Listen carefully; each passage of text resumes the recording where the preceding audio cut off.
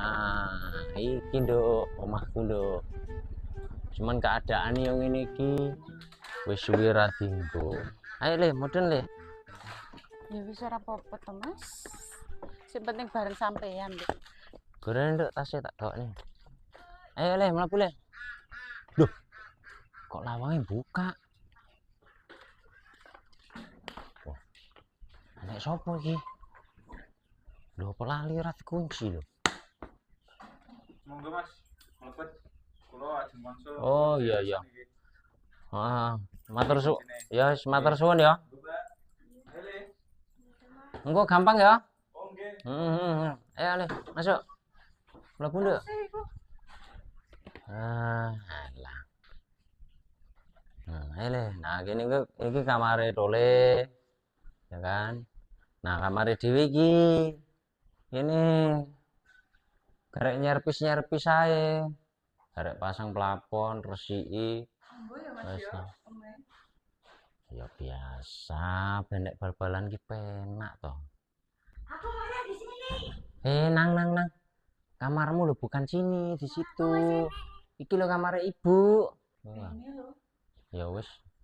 Ndelok kamar nang mburi sing lain sik. Desal iki. Nah, iki kamar, iki juga kamar.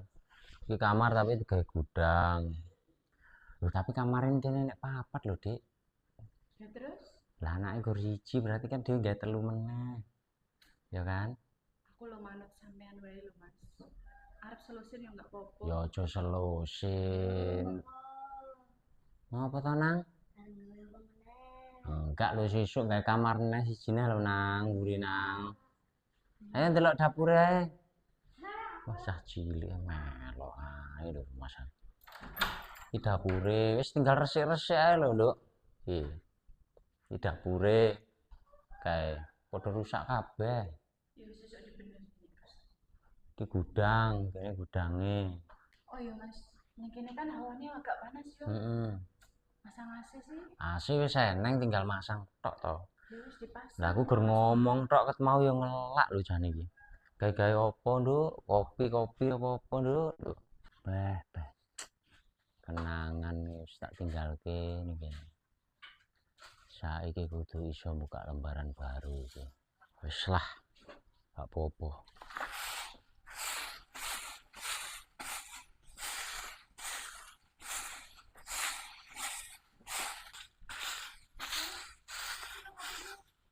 Alah, sudah lah nih kono. Repot-repot to ndadak nyapu, Mbak.